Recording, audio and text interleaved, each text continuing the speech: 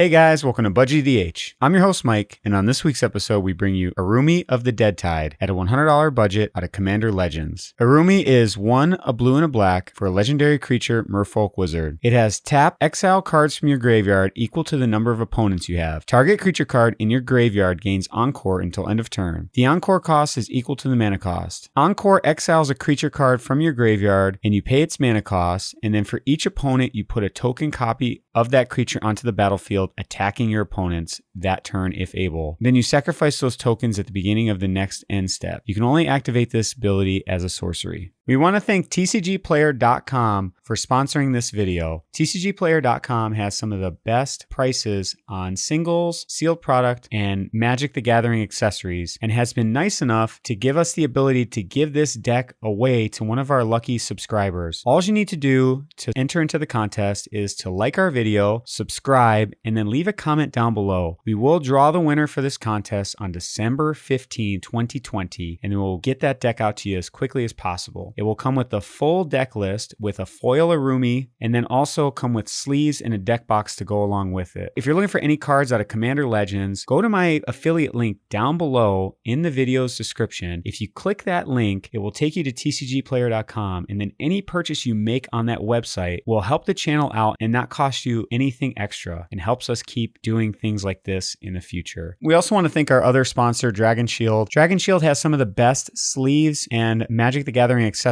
on the market at a very affordable price. If you go to our affiliate link, it will take you to the website, and there you'll see all the different products that they offer. I like all their art sleeves that they have. They have a no glare finish and they're very durable. With Araumi, we want to fill our graveyard up as much as possible, so we'd have a lot of ways of doing that with cards that help us draw cards and discard, and also ways of self-milling our deck. We want that graveyard stocked to the brim with creatures that have powerful abilities that we're able to put onto the battlefield, and then encore them out with Araumi, getting 3 tokens and getting all those ETB abilities from those creatures, and then being able to swing in for damage on our opponents since they all have haste. We do have a couple of ways of reanimating creatures from our graveyard, and also some of our opponents' graveyards too, as you'll see in this deck. Reanimate is a powerful ability that we have on our commander and also on some of the cards that we have in this deck. We have a ton of ways of generating value with powerful ETB abilities on our creatures, and that's the main focus of this deck. We want powerful creatures that when they enter the battlefield in multiples of 3, they do very powerful things.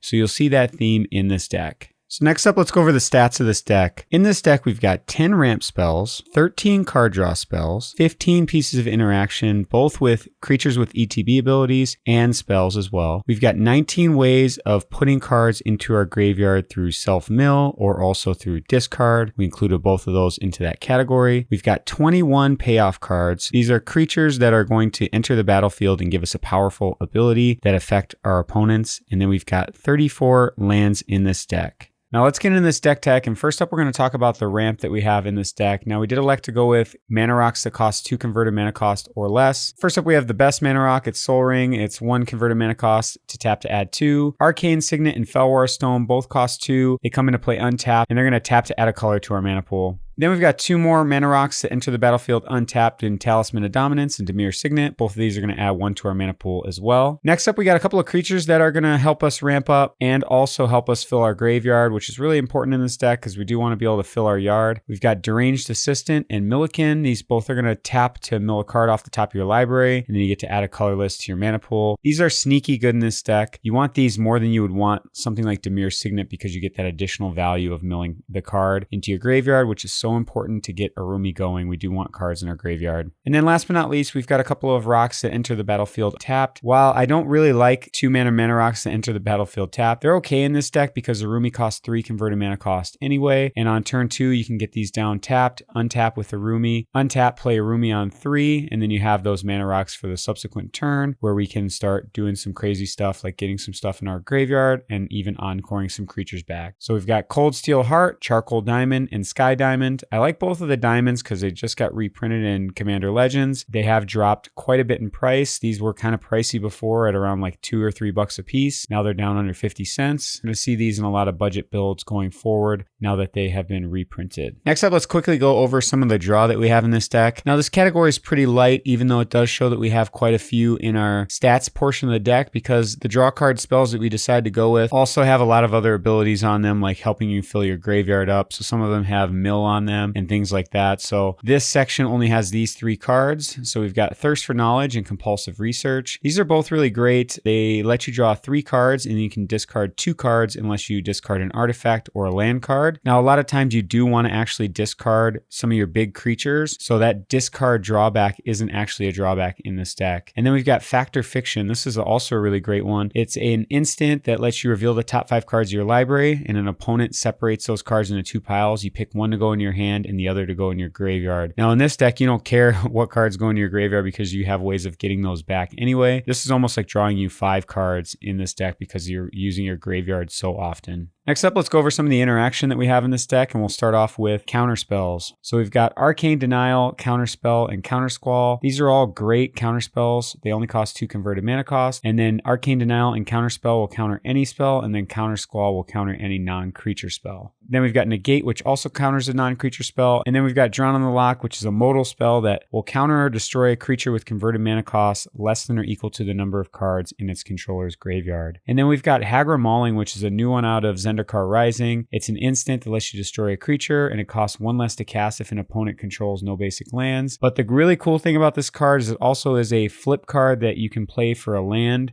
So this will fit into your lands slot as well, which is really nice. It allows you to potentially carry 1 less land in your deck and get an extra spell when you need it as well. Then we've got a couple of really punishing cards in this deck. We've got Plague Crafter, Merciless Executioner, and Demon's Disciple. All 3 of these, when they enter the battlefield, each player sacrifices a creature, and then in Plaguecrafter and Demon's Disciple, they also can sacrifice a Planeswalker as well. These are great not only when you play them the first time, but you can sacrifice these, put them in your graveyard after you use them, and then you can bring them back with Encore to get 3 copies of this onto the battlefield, making your opponent sacrifice 3 creatures, which is very powerful. And then last but not least, we've got a couple of creatures that give us some targeted removal. We've got Shriekmaw and Ravenous Chupacabra. These are going to let you destroy a creature, and these are great when you play them and also when you bring them back with Encore as well. We've elected to go with more of the creatures with enter the battlefield abilities than playing spells because they're so powerful when you bring them back with Encore. You get 3 copies of these and you can destroy 3 creatures on the board. Next up, we got a couple of ways of making sure Araumi sticks around on the battlefield. Got a couple of cards that are going to protect Araumi. So we've got Swiftfoot Boots and Lightning Greaves. These are going to give Araumi some added protection. One thing I noticed when I played this deck after I built it was that Araumi gets targeted quite a lot after you do your first crazy thing with her. So the first time you Encore out something that's going to draw you 6 cards, 10 cards, or fill your graveyard up with 20 cards, she's going to get killed a lot. So I didn't originally have both of these cards in the first deck list that I made of this, but then after that first 2 games I played with her, I quickly put these in. It was one of the first things I did just because she gets targeted so often. Next up, let's go over some of the ways that we're able to fill our yard up. And this is probably the most important aspect of this deck. We do want a lot of ways of filling our graveyard up. We want to be able to do that early in the game in order to get our Encore shenanigans going. So first up, we've got Careful Study. It's 1 mana to draw 2 cards and then discard 2 cards from your hand. Cheap, efficient way of getting some of your big creatures out of your hand and into your graveyard. Stitcher Supplier is probably, in my opinion, one of the best cards in this deck. It's 1 mana and it enters the battlefield or dies. Put the top 3 cards of your library into your graveyard. Now, when you Encore this, you're going to put a ton of cards into your graveyard when they enter the battlefield and also when they die. This very good card in the deck. Merfolk Looter is a way of drawing a card and then discarding a card when you tap it. So you can get rid of some of those big threats that you have in your hand that you want to put into your graveyard anyway with this card. Then we've got Ransack the Lab. Look at the top 3 cards of your library, put 1 into your hand, the rest into your graveyard. Frantic Search lets you draw 2 cards and then discard 2, and then you get to untap 3 lands. And then Forbidden Alchemy, look at the top 4 cards of your library, put 1 into your hand and the rest into your graveyard. So these are all really cheap spells for putting cards into your graveyard, which is exactly what we want to do in here. Then we've got Epiphany at the Drown Yard. Reveal the top X plus 1 cards of your library, separate them into 2 piles. An opponent chooses one of those piles, put that pile into your hand and the other into your graveyard. This is similar to Fact or Fiction. You don't really care if cards go to your graveyard because you have ways of getting them back with Araumi and other reanimate cards that we have in here. So this is a win-win whenever you play this card. Windfall is also a really great card in this deck. Each player discards their hand, then draws cards equal to the greatest number of cards a player discarded this way. Again, if you leave a big threat or 2 in your hand when you windfall, you get to put those into your graveyard and then draw cards that you want to keep in your hand. Ashiok Dreamrender is a powerhouse in this deck. She has spells and abilities your opponent's control can't cause their controller to search their library. And then more importantly, target player puts the top 4 cards of their library into their graveyard, then exile each opponent's graveyard. One thing to note with her is sometimes you do use her to use this ability on your opponents, but in this deck you want to use it on yourself so you can get those cards from your deck into your graveyard. And then it will also exile all your opponent's graveyards as well. She's a very good card in this deck. Then we've got Ancient Excavation. Draw cards equal to the number of cards in your hand, then discard a card for each card drawn this way. This is a very cheap, powerful way of getting cards from your hand into your graveyard. It also has basic land cycling too, so you can get a land if you need it with this card. And then next up, we've got a way of milling ourselves, or also a way of potentially milling our opponents and winning the game that way as well. In Altar of Dementia, sacrifice a creature. Target player puts a number of cards equal to the sacrificed creature's power from the top of their library into their graveyard. So if you have Altar of Dementia on the battlefield and you go to Encore or something like Massacre Worm, for example, at the end of turn, those Massacre Worms are going to die anyway. So you can sack these to Altar Dementia. You'll be able to mill an opponent out for 24 cards, making it really powerful. It is a way that you could potentially win the game with this card, but in most situations we will use this just to mill ourselves out. Then we got a couple of the bigger powerhouse creatures in here. We've got Doom Whisperer. It's a creature that has pay 2 life and surveil 2. Then with surveil, you're going to look at the top 2 cards of your library, put any number of them into your graveyard and the rest on top of your library in a random order. It's a very powerful ability and you get to do this for no mana cost. You just pay life. So you could potentially put a ton of cards in your graveyard, which is exactly what you want to do with Araumi. Then we've got Dream Eater. This is another one that has surveil. When it enters the battlefield, you can surveil 4, and then you may also return a non-land permanent an opponent controls to its owner's hand. And then last but not least, we've got Gyruda, Doom of Depths. It's a creature with companion, which you don't really care about because we're not using it for its companion ability. When it enters the battlefield, each player puts the top 4 cards of their library into their graveyard. Put a creature card with an even converted mana cost from among those cards onto the battlefield under your control. This is a great card. You can use it the first time, but then also you can encore it. Even though it has legendary on there, you will still get that enter the battlefield ability 3 times if you encore this back. Next up, we got a couple of cards that help us either fill our graveyard up or get creatures back from our graveyard onto the battlefield. So we've got Dread Return. It's a sorcery. Return target creature card from your graveyard to the battlefield. The nice thing about this is it also has flashback, so you can play it from your graveyard if you sacrifice 3 creatures. So you don't really mind milling this card because you can actually play it out of your graveyard as well. And then we've got Victimize. Choose 2 target creature cards in your graveyard, sack a creature. If you do, return the chosen cards to the battlefield tapped. This is another great way of getting a couple creature cards back from your graveyard at the cost of sacrificing only 1 creature. And then we've got Buried Alive. You can search your library for up to 3 creature cards, put them into your graveyard, and then shuffle your library. This is a really nice tutor in the deck that allows you to fill your yard with some of your bigger creatures that you really want to get out with Encore and Araumi. Next up, let's talk about some of the best cards in the deck, and these are the Payoff Cards. So these are the cards that we want to use Arumi's ability to encore these creatures back out onto the battlefield to get extra copies. And these are going to be all the creatures with powerful ETBs or that have a very powerful ability when they enter the battlefield. So we've got Baleful Strix. It's a creature that has, when it enters the battlefield, draw a card. It's also got Flying and Death Touch as well, making it a very powerful blocker. But if you encore this out for 2 mana, you get to draw 3 cards, which is crazy. And then we've got Watcher for Tomorrow. This has got Hideaway. When it enters the battlefield tap. When it does, look at the top 4 cards of your library. Exile 1 face down, then put the rest into the bottom of your library. When it leaves the battlefield, put the exile card into its owner's hand. Similar to Baleful Strix, this is going to draw you 3 cards out of looking at the top 12 of your library. So really good card selection and card draw if you encore this out. Champion of Wits also has a way of drawing you some cards. When it enters the battlefield, you can draw cards equal to its power. If you do, discard 2 cards. The nice thing about this that's different from the other 2 is you can actually discard those cards that you don't want in your hand back into your graveyard and continue to fill your graveyard up with those powerful spells that you want.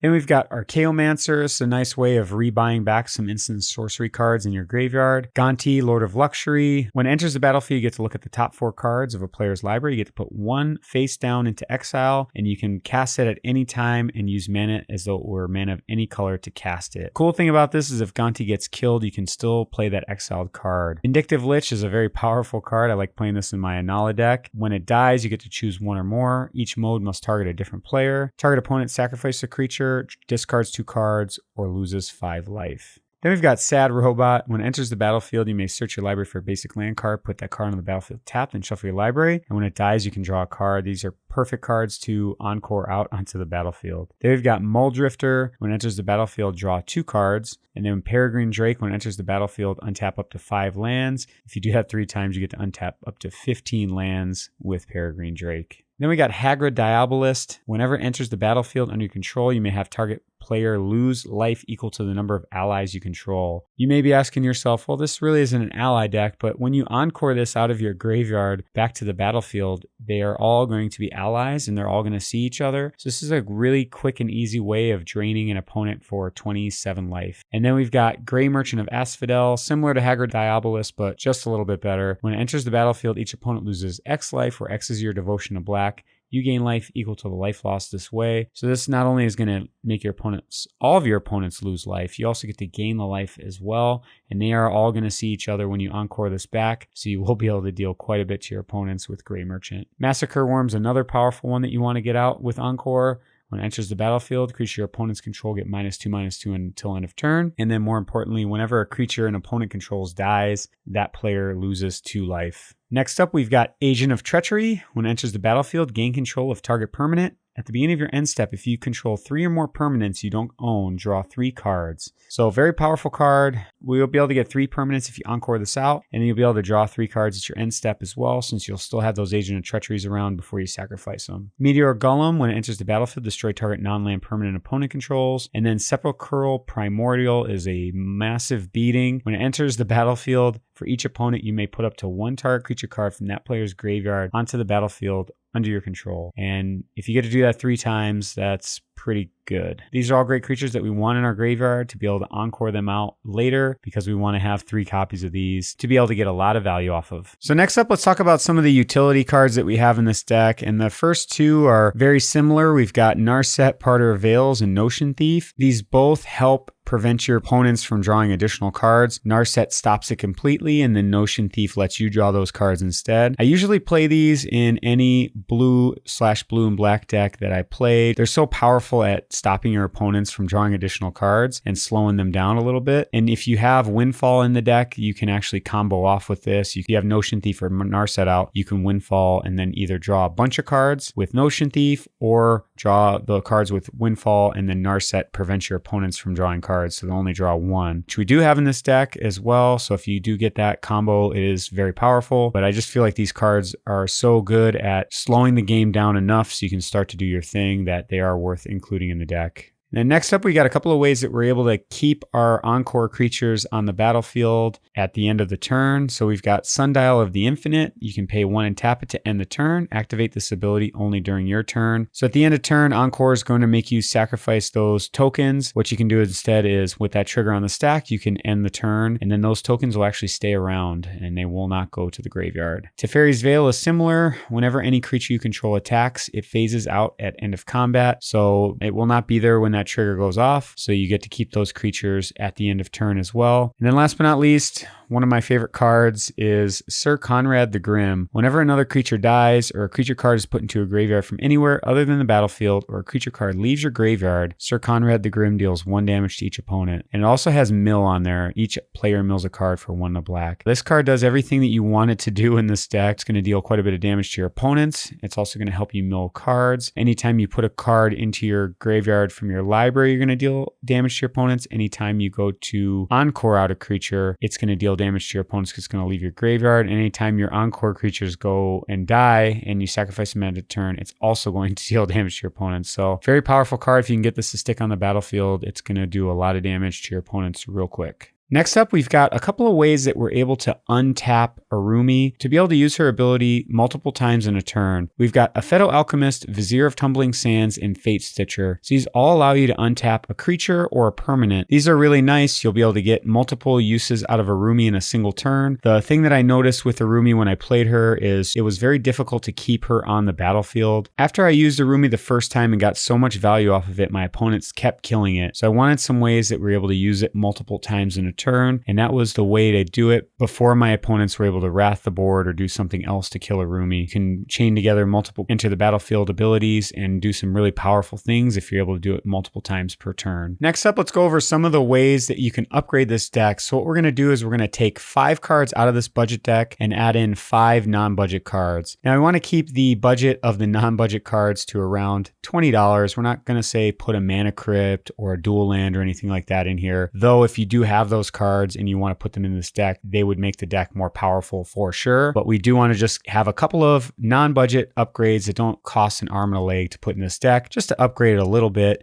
to get it to a little bit of a higher power level than it's at currently. So first up, we've got Grave Titan, and we're going to put this card in our deck because having Grave Titan with Encore is an absolute powerhouse, and getting 3 Grave Titans on the battlefield with Encore is going to put 6 zombie tokens onto the battlefield when you attack with it, which is absolutely crazy. This card only costs $8 too. It's been reprinted a few times. It's gone down in price, so it's not a ton of money to put in here. What we're going to take out is Merciless Executioner. So instead of having 3 ways of having our opponents sack creatures, we'll have 2 ways in the deck instead. Next up, we got another card that we wanted to put in here, and I'm surprised by the cost. It's Jace Vryn's Prodigy. He only costs $20 now. I remember playing this card in Standard back in the day when Origins came out, and he was like $100. He's slowly kind of declined since then. I don't think he's as powerful as he once was, but he is a very good card in this deck for sure. He has tap to draw a card, then discard a card. If there are 5 or more cards in your graveyard, exile Jace and return to the battlefield transformed under his owner's control. And he does flip into a planeswalker on the backside that has some very powerful abilities on him that you can buy back instant or sorcery cards in your graveyard, among other things as well. We're going to take out Factor Fiction. I do like Factor Fiction in the deck, don't get me wrong, but it is a little slow. It costs 4 mana. I think it's lost some of its luster recently. It's not as good as it once was. So Jace comes down earlier and helps you fill your graveyard the same way. And then if you get to flip him, you get to flip him into a powerful planeswalker as well. Next up, we've got another one that I was kind of surprised by the price. I actually thought it was going to be a little bit less than it is. We've got Kakusho the Evening Star. And this is in my original deck list when I built this deck because I knew how powerful the card was from playing Marin. But he's very powerful. He's a dragon that when he dies, each opponent loses 5 life and you gain life equal to life lost this way. He does cost $15 now, which is kind of expensive. But if you can get this into your deck, when you encore it out, not only are you going to be able to swing for 15 in the air, you will also drain all of your opponents for 15 life, and then you'll gain 45 life in the process. We are going to take out Shriekmaw from the deck. While Shriekmaw is a great card, we can cut a couple of the targeted removal spells in the deck and get something that's going to do a lot more damage to our opponents and close out the game that much quicker. Next up, we got one of my favorite cards. We've got Panharmonicon. It's a artifact that has the ability that if an artifact or creature enters the battlefield, has an enter the battlefield ability, that ability triggers an additional time, which is perfect in this deck because everything we want to do has ETB abilities on it, so you'll be able to double all those up. It is a little expensive at $10, but it's definitely worth it if you can get into this deck. If you have one lying around, definitely put it in. We're going to take out Ransack the Lab, which is a good card. It's a cheap way of getting some cards into your graveyard, but it's not going to be as impactful as something like Panharmonicon. And then last but not least, we've got Spellseeker. Spellseeker is an expensive card out of Battle Bond. When it enters the battlefield, you may search your library for an instant or sorcery card with converted mana cost 2 or less, reveal it, put it into your hand, and then shuffle your library. Very powerful. If you have this Encore, you'll be able to find 3 counter spells or 3 card draw spells, etc. from your deck, put them into your hand. And then we're going to take out Hagra Diabolist. While dealing 27 to one of your opponents is very powerful in one turn, it doesn't deal to all of your opponents, and you can take out one opponent in the game with this card potentially, but you still have to worry about the other 2 as well. And I think Spellseeker puts you in a much better spot to deal with your opponents if you're able to find interaction pieces out of your deck or other things to stop your opponents from. Thank you so much for watching this Budget Deck Tech today. If you have any suggestions for some of the picks in this deck or agree with or disagree with some of the choices, let us know in the comments down below. If you like this video, consider subscribing to our YouTube channel. if you haven't already. And check us out on Patreon over at patreon.com/BudgetEDH. There's a lot of different tiers for rewards over on Patreon. See you guys next time.